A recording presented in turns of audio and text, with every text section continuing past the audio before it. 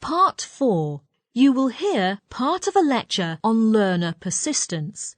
First, you have some time to look at questions 31 to 40.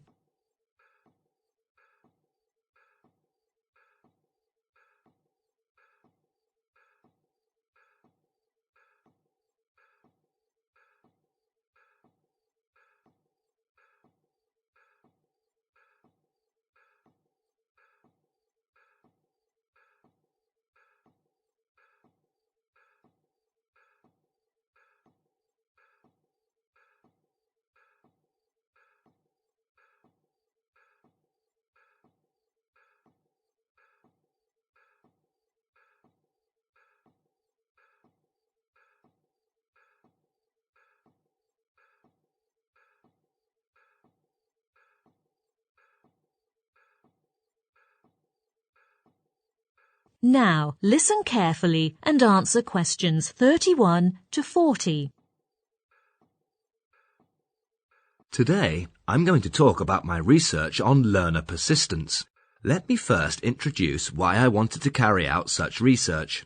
As a university teacher, I found learners' responses to certain things vary a lot. For example, some students may completely give up their degree studies because of a temporary illness, while others may overcome all kinds of difficulties and try their best to continue their studies. The latter are the students with learner persistence, and this is the group that I'm particularly interested in.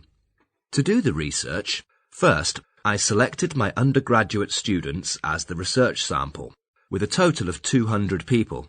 All the students selected were seniors, and they had already stayed in the course very well. Although the sample was drawn from a range of ages, there were deliberately a large number of mature students, and there was one thing in common. All of those students were living at home in the local region. I wanted to maintain this element of consistency, so I didn't include those coming from outside this area. Then I designed a questionnaire that aimed to find out what their concerns had been when they began the course, and then what had made them stick at the 3-year studies in university. Findings from the first section pointed out that there were different concerns when they started their university studies.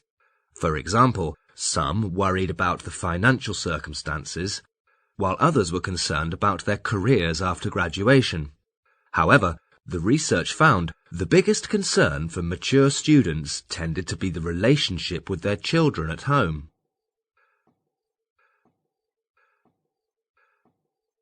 Next, I wanted to find out what had made those students persist with their university studies.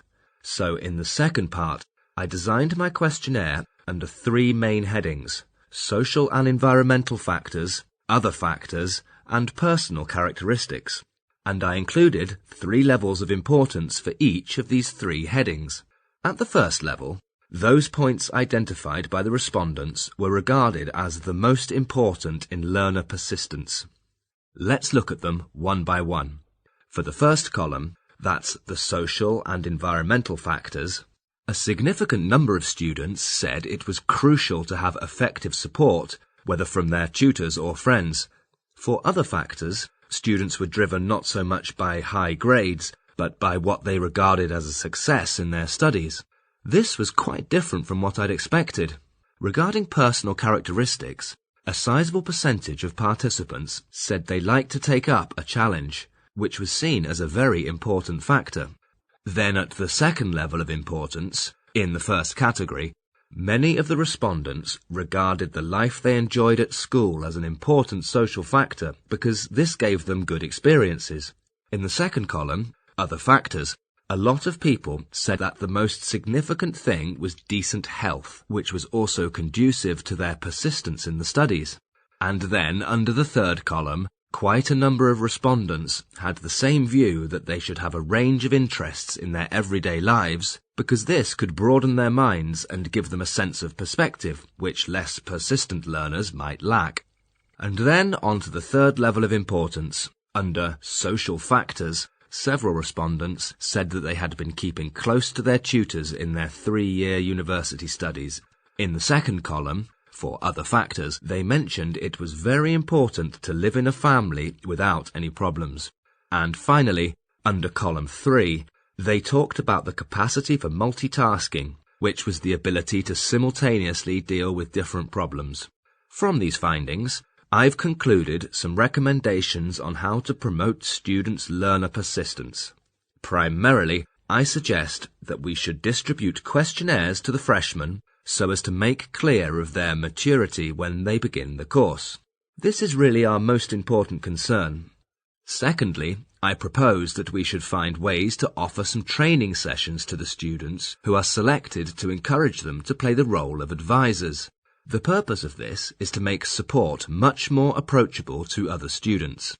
Thirdly, in the evening and night, when offices are closed, students may have no one to turn to for help. As a result, I think we should provide online services to those in need. Researchers have pointed out that this service is actually more accessible than traditional services. And finally, if students don't submit their assignments before the deadlines, I think we teachers should contact the students first, rather than waiting for the students to come to us. So, this is all I want to share on my research. Now, let's turn to the next part. Are there any questions about... That is the end of Part 4. You now have 1 minute to check your answers to Part 4.